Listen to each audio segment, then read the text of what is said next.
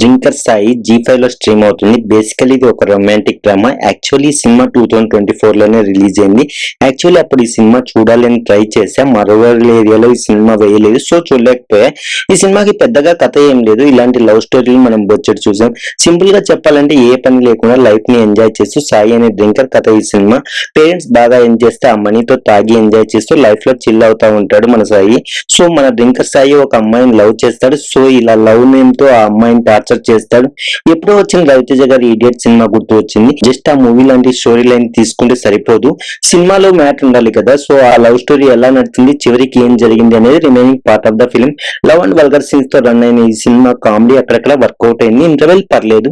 Climax message బాగుంది, కానీ routine and outdated story వల్ల, స్లో నరేషన్ వల్ల, రన్ టైం కోసం అనవసరంగా ఇరికించిన బోర్ కొట్టించే సీన్స్, దీనివల్ల మనకి ఎమోషన్స్ కనెక్ట్ అవ్వలేకపోవడం, సో మనల్ని ఎంటర్టైన్ చేసే ఎలిమెంట్స్ కానీ ఎంగేజ్ చేసే ఎలిమెంట్స్ కానీ మూవీలో లేకపోవడం, అండ్ ఆఫ్ మరీ స్లోగా రన్ అవ్వడం వల్ల, చెత్త డైలాగుల వల్ల మూవీ బిలో యావరేజ్ అనిపించింది.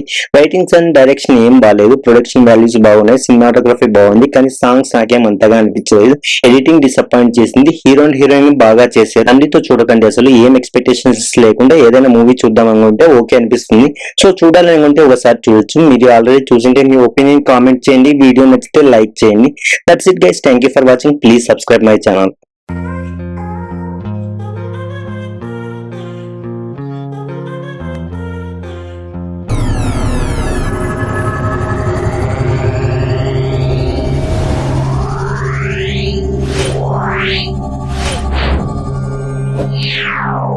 Yeah.